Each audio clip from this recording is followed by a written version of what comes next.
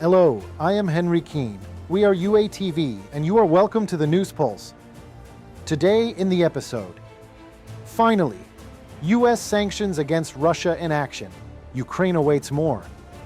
Chelyabinsk and Ryazan, a sleepless night on military plants in Russia. No gas and diesel in Russian region. How severe is the situation so far? U.S. sanctions against Russian oil companies will make Putin wise and help end the war in Ukraine.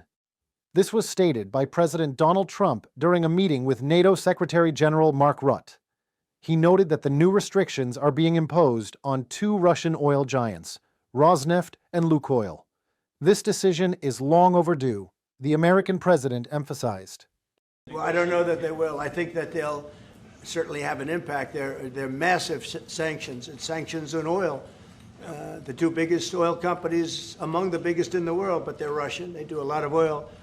And hopefully it'll push, hopefully he'll become reasonable, and hopefully Zelenskyy will be reasonable too. You know, it takes two to tango, as they say, and we're going to find out. They hate each other. These two people hate each other. You know that better than anybody.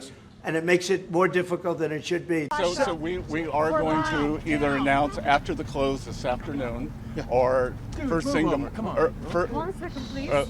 or first thing tomorrow morning, a substantial pickup in Russia's sanctions. The European Union has formally approved its 19th package of sanctions against Russia, following a written procedure finalized on the morning of October 23rd. According to the Danish presidency of the EU Council.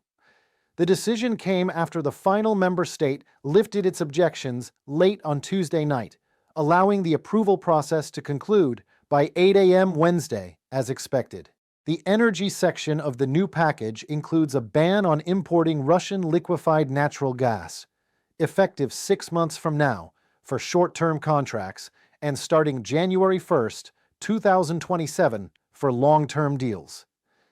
The measure aligns with the European Commission's Repower EU plan.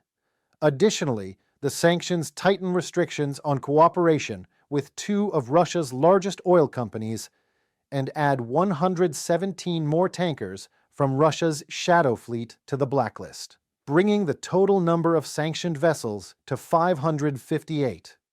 Volodymyr Zelenskyy has also commented on the new sanctions imposed by the EU and the USA.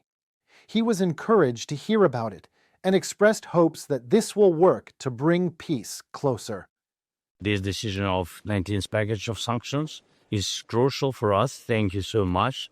And today it goes together with the yesterday decisions of President Trump on energy, also sanctions package. We waited for this. God bless, it will work. And this is very important. I think that, of course, it's more tough sanctions on Russia.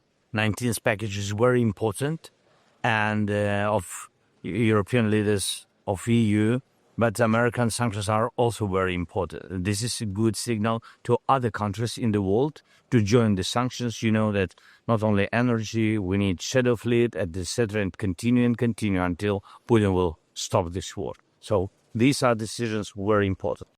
According to Kaja Kallas, the new package of restrictive measures is aimed at Russian banks, cryptocurrency exchanges, companies in India and China, etc. In addition, the European Union is restricting the movement of Russian diplomats to counter attempts at destabilization. A large-scale drone strike targeted Russia's Ryazan region overnight, causing explosions and a fire at an industrial facility, local authorities reported. According to Ryazan Governor Pavel Malkov, Russian air defenses allegedly destroyed 14 drones, but debris from the intercepted UAVs caused a blaze on the premises of an unspecified enterprise. Local residents, however, suspect that the Ryazan oil refinery, one of the largest in Russia, was the actual target. The refinery processes over 17 million tons of crude oil annually and plays a key role in supplying fuel to Russian military forces. This is not the first time the Ryazan refinery has come under attack. Since early 2025, it has reportedly been targeted by drones at least 5 times. One of the most severe strikes occurred on January 24th, when 3 fuel storage tanks and a production unit caught fire.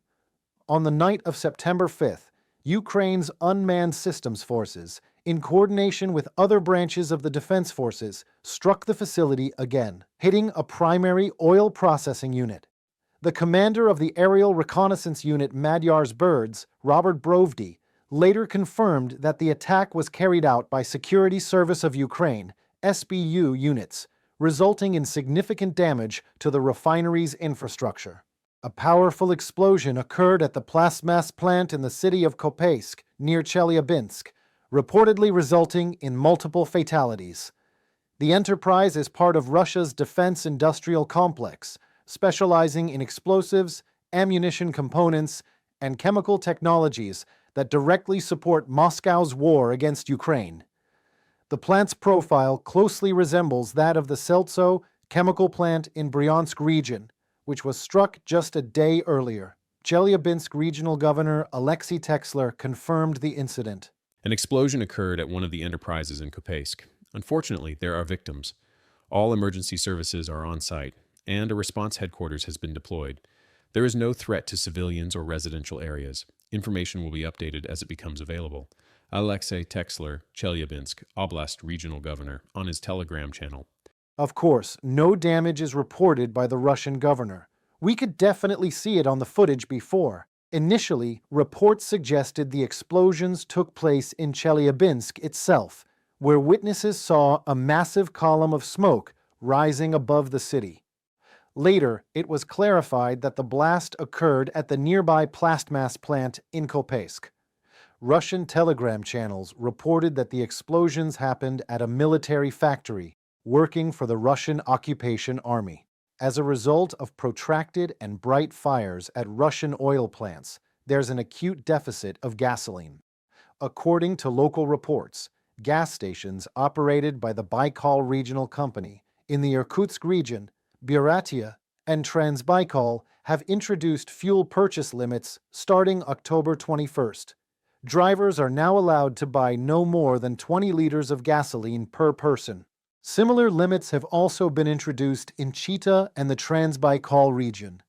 Meanwhile, reports from the Krasnoyarsk region indicate growing fuel shortages there as well. Local journalists reported that long lines have appeared at gas stations, where the price of gasoline has climbed to 58 rubles per liter. At the checkout, they told me I was lucky, the last person to get gas today. Everyone else was simply turned away, he said. Across Russia, infrastructure repairs are being postponed on a massive scale. According to Ukraine's Foreign Intelligence Service, the official explanation cites a lack of funding, but in reality, there's only one reason.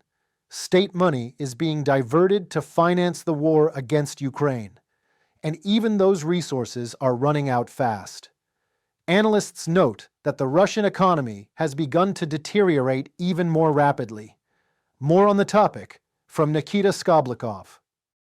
Russia's economy is deteriorating faster than expected. The Bank of Finland's Institute for Emerging Economies reports that all key indicators are declining. Even the Kremlin's most pessimistic forecasts are proving overly optimistic. The main reason, the all-out focus on war. Almost the entire capacity of the Russian state is now absorbed by military spending, leaving the rest of the economy gasping for air.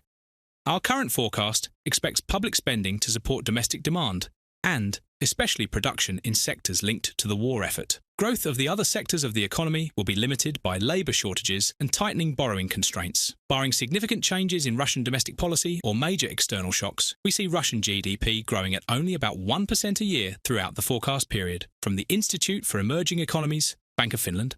Finnish analysts stress that the Russian economy is being suffocated by military spending and its growing dependence on China. According to the report, more than 40% of Russia's state budget is now spent on the war against Ukraine and on so-called domestic security. Revenues, meanwhile, are growing more slowly than expenditures, widening the deficit. Moscow has only one tool left to plug the gaps, raising taxes and cutting back on its own citizens. In the Novosibirsk, Orenburg, Yaroslavl, Voronezh, and Ulyanovsk regions, as well as in Dagestan and the Krasnoyarsk territory, authorities have already begun planning increases to regional taxes and fees. In particular, the transport tax will rise by 10.9% in Novosibirsk region, by more than 10% in Krasnoyarsk territory, and by more than 30% in Orenburg region, from the Ukrainian Foreign Intelligence Service on Telegram.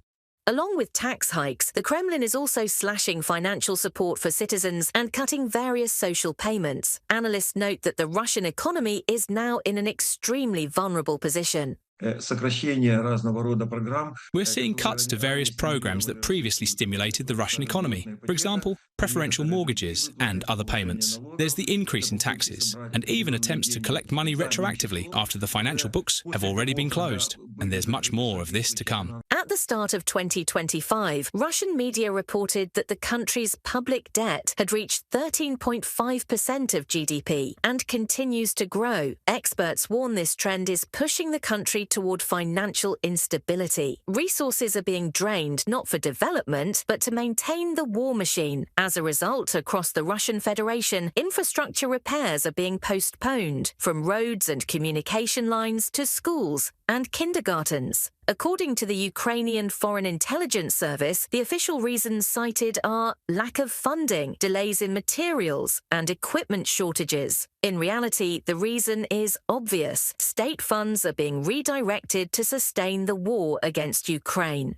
In Kamchatka, repairs to an undersea internet cable have been postponed until 2026, leaving residents at risk of losing high-speed access. A similar situation is seen in transport. Reconstruction of one of Rostov region's most dangerous highways, Novocherkassk-Kamenolomny, has been pushed back to 2027. In Biysk and near Ufa, road repair plans have also been cancelled due to a shortage of equipment and high equipment load. In Kaluga, the reconstruction of 2 central streets has been delayed for lack of funds, and in Kurgan, street repairs have been postponed indefinitely, from the Ukrainian Foreign Intelligence Service on the website.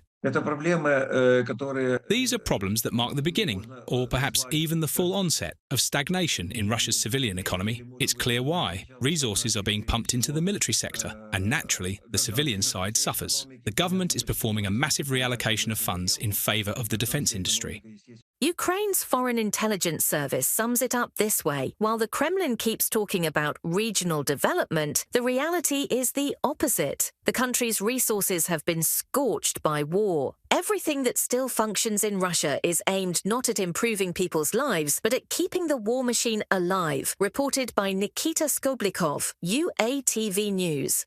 We have to end today's episode with heartbreaking news.